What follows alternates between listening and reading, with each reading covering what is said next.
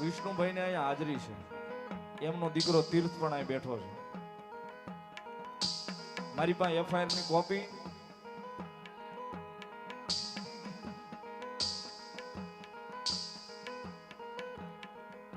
કારણ કે સાહેબ હાવ એમનામ તો બોલાય નહીં, લાખો માણસ જોવે છે.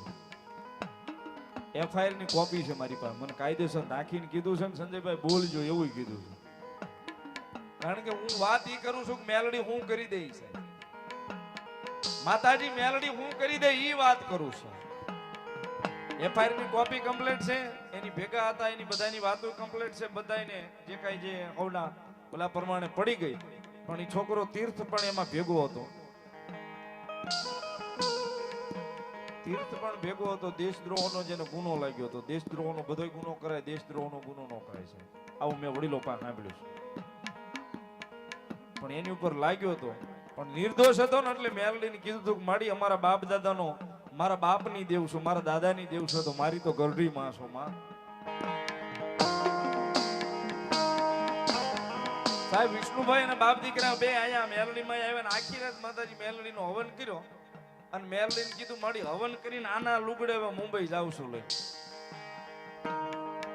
અત્યારે નીકળું ઈના ઈ ટાઈમે જો મને પાછી અહીંયા મારા છોકરાને નિર્દોષ કરાવીને તારા ખારમાં લઈ આવીને તો માનું કે અમારી મેલડી અમારો વડવાનો વ્યવહાર અહીં બેઠી.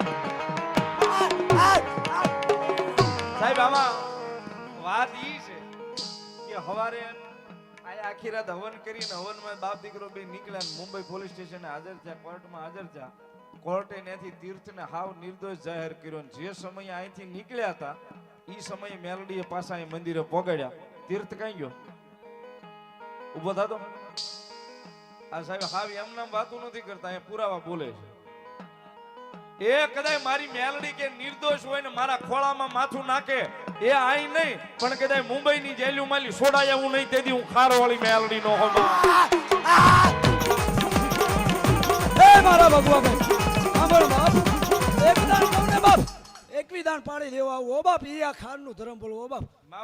કોઈને ઉની આશ નો દો ઓ બાપ, મારા ખારની અંદર કોઈને કડવો કાંટો નો વાગવા દો ઓ બાપ. ખારનું ધર્મ બોલું છો બાપ.